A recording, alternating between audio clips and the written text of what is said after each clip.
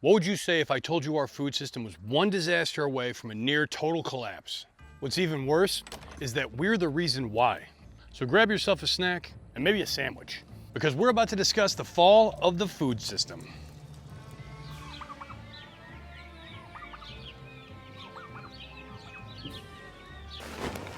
You probably don't realize this. Not many people do. But in an effort to save the world from hunger, mankind has perched itself on the precipice of global disaster.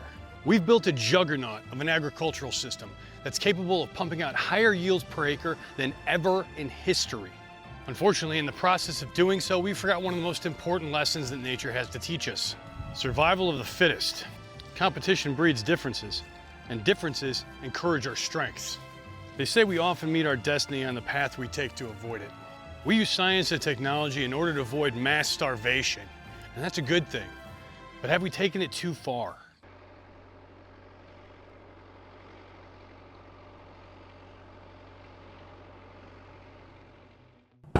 Did you know that a revolution in farming once saved over 1 billion lives? But what if I told you it also left behind some unexpected problems? The Green Revolution was a game-changing moment in agriculture, and it transformed global food production. But it wasn't without its downsides. The story of the Green Revolution starts in the 1940s. At the time, many developing nations were experiencing severe food shortages, with growing populations pushing their agricultural systems to the brink of collapse. Then came scientists like Norman Borlaug. He was an American agronomist who led efforts to breed new, high-yielding crop varieties, most notably wheat. These crops were designed to be more resilient, shorter, and capable of producing significantly higher yields than traditional crop varieties. But the revolution didn't stop with seeds.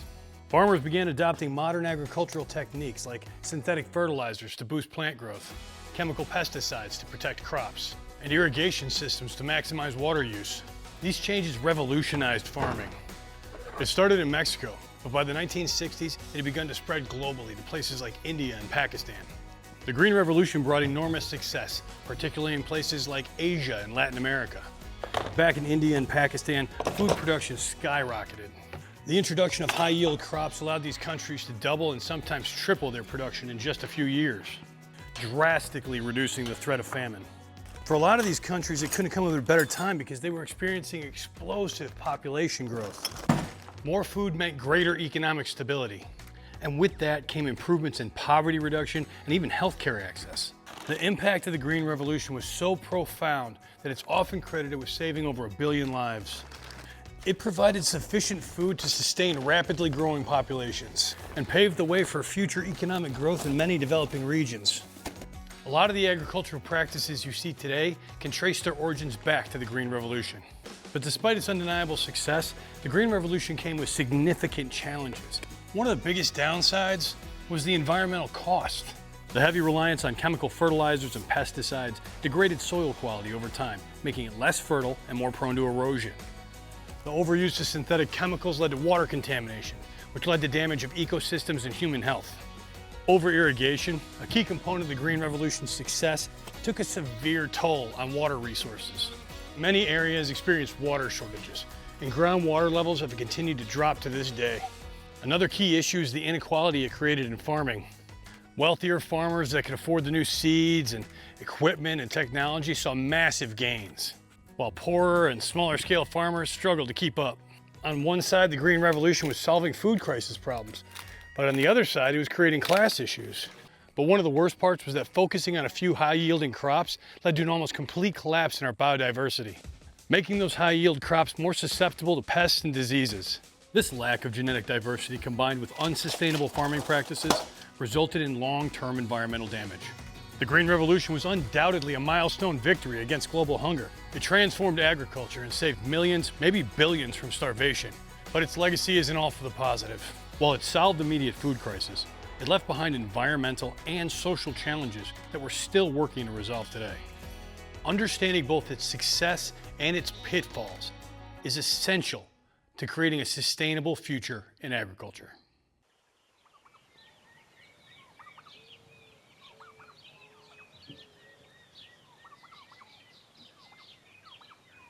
Wheat's kind of a big deal.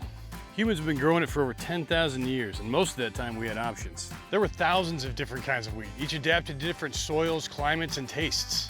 But now, well, let's just say we've dramatically downsized the menu.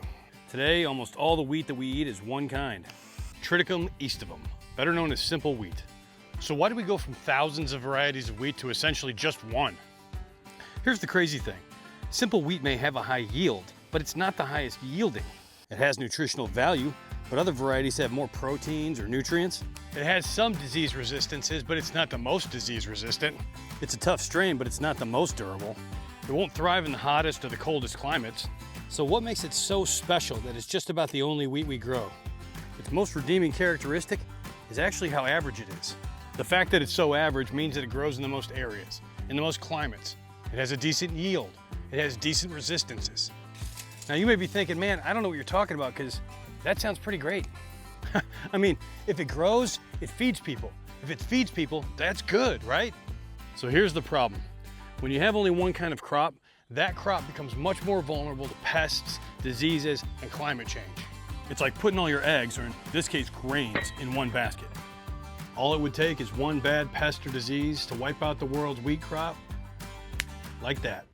And we live in an era of unpredictable weather and virulent diseases. Having only one variety of wheat means we're completely vulnerable to disaster. Which is extra dangerous because wheat's a keystone food. If we were to suddenly lose wheat, the entire food system collapses, and a huge portion of humanity goes with it. And that's not hyperbole. Billions of people could die. Eventually we would recover, either from genetic modification or by using the seed vault.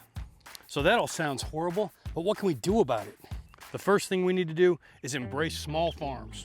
Unlike large-scale monoculture operations, they can focus on diversity. Simply by acclimating crops to their region, they'll be developing immunities and resistances other regions' crops don't have. It wasn't even that long ago that every region in the world had its own varieties and types of wheat, not to mention every other kind of plant. Our cereal grains are such an important part of our food system, it is important that we think about protecting those first. And grain doesn't just feed us, it feeds our livestock too. That's why it's a keystone to our entire food system. Almost every culture in the world holds wheat as part of their own personal mythology. Oh, beautiful for spacious skies, for amber waves of grain. I mean, wheat is a cereal grain. They do say that breakfast is the most important meal of the day.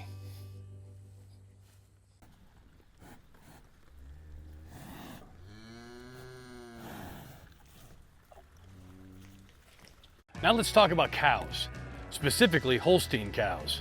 Those black and white spotted beauties that dominate the dairy industry. You've probably seen them in every dairy advertisement like ever. Holsteins are basically famous for being famous. So why do we love Holsteins so much? For one thing, they produce a lot of milk, like a lot. Most of the milk you've ever drank has come from a Holstein. But here's the catch. When you rely so much on one kind of cow, you're putting all your dairy into one carton, so to speak. In fact, there's thousands of varieties of cows worldwide, but do you know how many we use for dairy? Just 7 types of cows. It's putting the world's dairy supply at great risk. And it's not just the environmentalists saying this. The CEO of Dannon, as in Dannon Yogurt, came out a few years ago saying that the lack of biodiversity was a threat to cow populations worldwide. Now, some people applauded the move, while others, who shall remain nameless, all the other big corporate fat cats in the dairy industry, weren't thrilled to have such a high-profile individual take such a progressive stance. And it's no real surprise. I mean, they've spent millions of dollars breeding the characteristics they wanted into those cows. The real issue when you rely on one kind of cow for all your needs, by consistently breeding in the same genetic traits, you're actually breeding in genetic weaknesses. And over time, the gene pool becomes so homogeneous that you have no variety to breed back in. Cows are animals, and one of the greatest vulnerabilities animals have is their susceptibility to diseases. What happens if a bovine pandemic comes along? Let's call it Cowvid. I'm joking, but it's really no laughing matter. It could happen. It's happening right now with chickens and the avian flu. Some of the massive dairy operations we rely on could be wiped out overnight. Imagine trying to socially distance the entire dairy industry. What if we needed to move the cows due to natural disasters? Would they be able to survive in an alternative climate? So the next time you go to pour yourself a bowl of cereal or a glass of milk, take a second. Think about the Holstein cow. Behind that clean white carton is a giant red flag. Kind of leaves a sour taste in my mouth.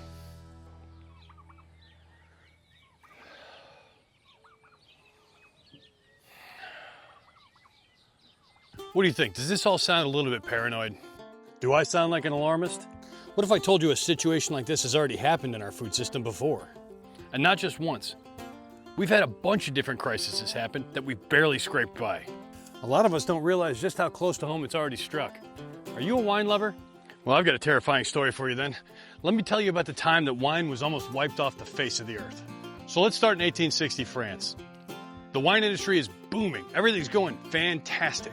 And then a tiny little bug, Phylloxera vastatrix, makes its appearance on the scene. Phylloxera is an aphid-like insect, and it attacks grapevines below the roots. It had arrived from the US and started a plague that devastated the continent's vineyards. Entire regions were wiped out. Wine production ground to a halt. Vintners tried everything, but they were slowly losing the war. Europeans are so proud of their histories and traditions when it comes to winemaking. And a surprising twist, though, was American grapevines that came to the rescue. European grapevines had very little defense against Phylloxera, but American grapevines had built up a natural resistance. The Europeans grafted their delicate wine-producing vines onto hardy American rootstock, and voila, the vines were saved. The Phylloxera crisis taught us a valuable lesson about genetic diversity. If there were more grapevines that had been resistant to Phylloxera, the devastation might not have been so bad. But by the same token, if there'd been no American rootstock, the effects would have been catastrophic. And here's something else to keep in mind. Grapevines are already incredibly diverse. We favor them for their variety. So there are hundreds to thousands of kinds of grapes.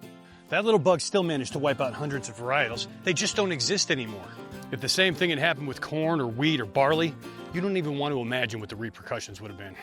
It was the genetic diversity of the wine industry itself that allowed it to struggle on long enough for a solution to be found. Today's winemakers embrace the genetic diversity in their crops and even celebrate it.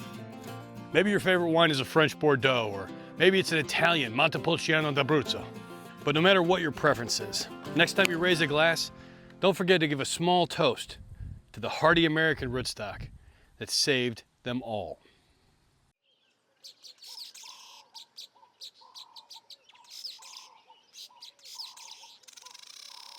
Let's talk about genetically modified crops, aka GMOs.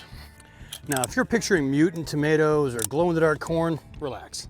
GMOs aren't as sci-fi as you might think, but they are a big part of the biodiversity conversation. In simple terms, GMOs are crops that have been genetically enhanced to improve certain traits, like resistances to pesticides or herbicides. Farmers like them because you can grow more food with fewer resources. Sounds great, right? The good news, genetic modifications have increased crop production, and they've improved resilience. But there's a downside. By focusing on just a few genetically modified crops like corn and soybeans, we're sacrificing overall crop diversity. GMOs aren't necessarily the bad guy all the time. In fact, some genetically modified crops could help increase biodiversity by allowing farmers to grow crops in harsher climates. The problem is how we're using them. If we end up relying too heavily on just a few genetically modified crops, we actually take the risk of losing the resilience that we're trying to breed into the plants. So why are people so against GMOs? There is a responsible way to use genetically modified organisms, but so far, that hasn't been happening. Far from being used beneficially more often, they're used to fuel corporate greed. At one point, GMOs did have the promise of being a solution to real-world problems, but instead, it turned it away for companies like Monsanto to crush small farmers and drive them out of business in order to gain more power in the market. Additionally, GMOs have the potential to become toxic to humans, especially ones bred to be tolerant to pesticides and herbicides. Look at the GMO Simplot potato, which has a silenced melanin gene. It produces raised levels of alpha amino adipate. When you cook it, the alpha amino adipate changes into toxic advanced glycoxidation end products, AGE, which studies show contribute to the development of diabetes and Alzheimer's. They also have the potential to generate highly allergenic properties and create new allergens which can be persistent in our food system. At one point, a new soybean had to be removed from production because it had Brazil nut protein in it, which turned out to be highly allergenic to some people. If that kind of characteristic spread through the food system, it can be very dangerous for a significant portion of the population.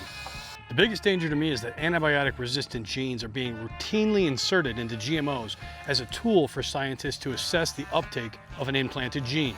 This is dangerous because it can be transferred to the gut bacteria of the people eating them, and then reduce our ability to fight disease using conventional antibiotics. If that wasn't enough to worry you, the novel protein and protein combinations used to create GMOs can actually cause autoimmune reactions in people by sensitizing the immune system to proteins. Then when they encounter benign proteins, it can actually encourage autoimmune reactions and allergies. This has been scientifically documented in a large number of studies. I don't like the term frankenfoods, but you have to realize that not all scientists are made the same. Some of them are making marvels, and some of them are making monsters.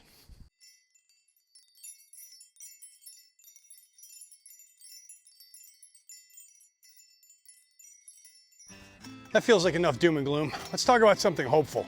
Let's talk about the Svalbard Global Seed Vault, aka the ultimate backup plan for our entire food system. It's like a fortress of life buried deep in the Arctic and designed to withstand anything from natural disasters to nuclear war. The Seed Vault stores over 1 million different plant samples from around the world. It's a giant freezer that's going to keep the seeds safe in case something goes terribly wrong. And let's face it, in a world full of climate change and pandemics and who knows what else, a backup plan sounds like a pretty good idea. Here's why the Seed Vault is so crucial. As we've learned, biodiversity in crops is essential for food security. The more diverse our seeds are, the better our chances of adapting to changing environments and fending off diseases. The Seed Vault is preserving that diversity. So even if a crop is lost in one part of the world, it can be reintroduced from the vault. The Seed Vault gives us hope.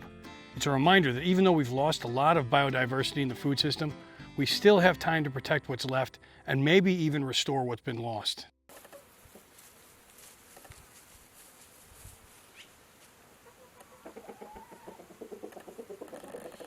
So now we've taken some time and learned some facts about biodiversity. We heard how it's relevant to the dangers in our food system. I tried to present a balanced argument with some pros and some cons. So now that we've laid out the facts, I'd like to give some of my opinions on what we can do to solve the problem. The global food system's in urgent need of repair as it contributes to numerous environmental, social, and health-related issues. These challenges include climate change, soil degradation, food insecurity, and unhealthy diets. To address these problems, we need to take a comprehensive approach, focusing on sustainable agriculture practices, food waste reduction, policy reform, and promoting equitable access to nutritious foods.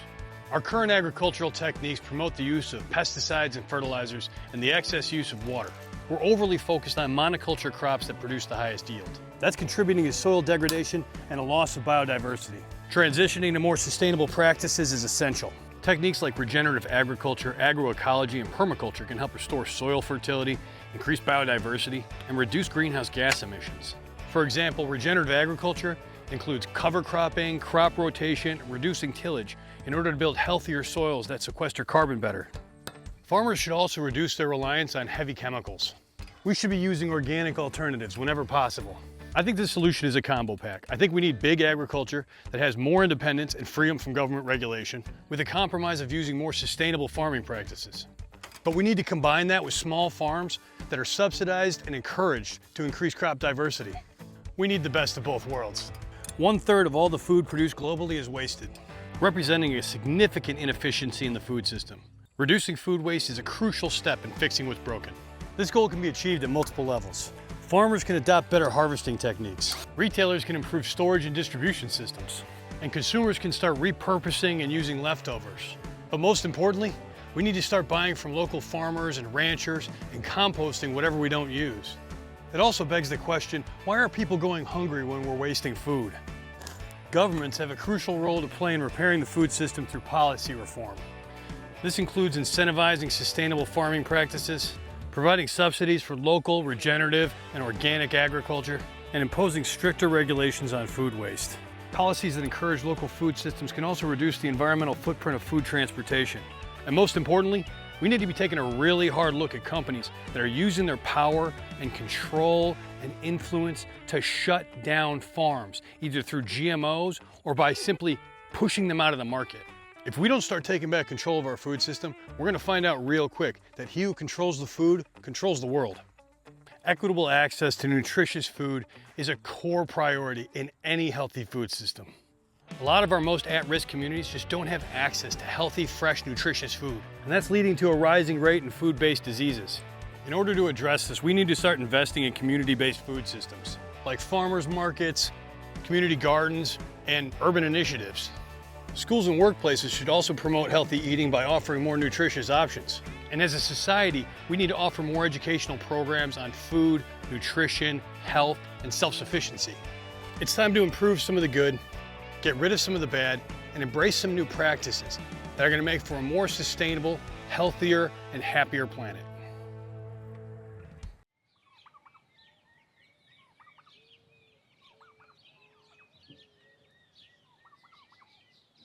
So what have we learned today? Well, for starters, the food we eat is a lot less diverse than it used to be, and that's a problem. From the monocereal world of wheat to our reliance on Holstein cows, we're putting the future of food at risk by focusing on a few high-yielding crops and breeds. But there's hope. The story of American rootstock saving European vineyards shows us the power of biodiversity. And through the Global Seed Vault, we still have a chance to save the biodiversity we may have lost. Now it's your turn to get involved. Next time you're at the grocery store, think about where your food comes from. Support local farmers who are working to preserve crop diversity. Better yet, start your own garden and seek out locally acclimated varietals and rare seeds. You'd be amazed what you can find at seed exchanges. Seed nerds are definitely a thing. I should know, I am one. Start your own seed vault. You don't need to be in the Arctic. Grow plants from your own seeds season after season, and then pass those on to other people so they can continue the cycle. Not only will your garden grow better with locally acclimated seeds, you'll also be preserving proven varietals for future generations. Here's the thing, whether you're a granola or a gas guzzler, it doesn't really matter where you fall on that spectrum. It's all of our jobs to take care of the earth. And not because it's our planet, because it's not ours. All we are is stewards for the next generation. It's our children's planet, and our children's children, and our children's children's children's planet. And so if we don't deliver them something that they can use, then we're the real enemy here. So do the world a favor.